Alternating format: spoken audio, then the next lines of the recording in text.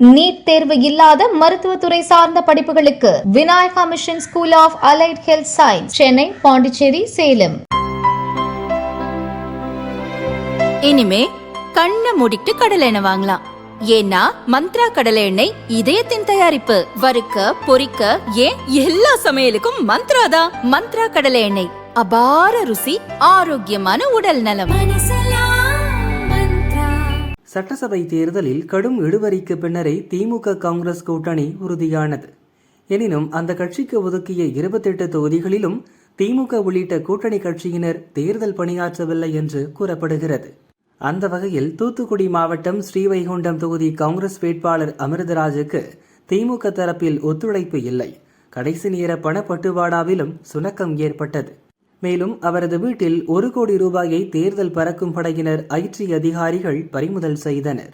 நெருக்கமானவர்களை அவரை மாட்டிவிட்டதாகவும் கூறப்படுகிறது.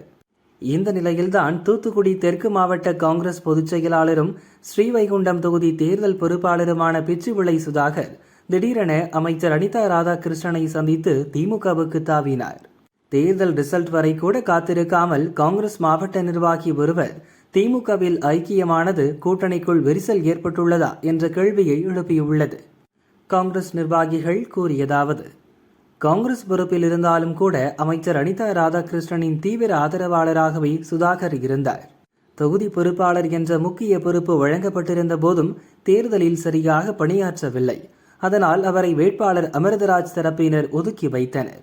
இதையடுத்து அனிதா ராதாகிருஷ்ணன் ஆதரவு திமுகவினர் காங்கிரஸ் வேட்பாளருக்கு எந்த வேலையும் செய்யவில்லை. இது பற்றி திமுக மற்றும் காங்கிரஸ் தலைமைகளில் அமிர்தராஜ் புகார் அளித்தார். இதற்கு பதிலடியாகத்தான் காங்கிரஸ் நிர்வாகி சுதாகரை திமுக பக்கம் அனிதா ராதாகிருஷ்ணன் இழுத்துள்ளார். மேலும் சில காங்கிரஸ் நிர்வாகிகளும் குறிவைக்கப்பட்டுள்ளனர் என்றனர்.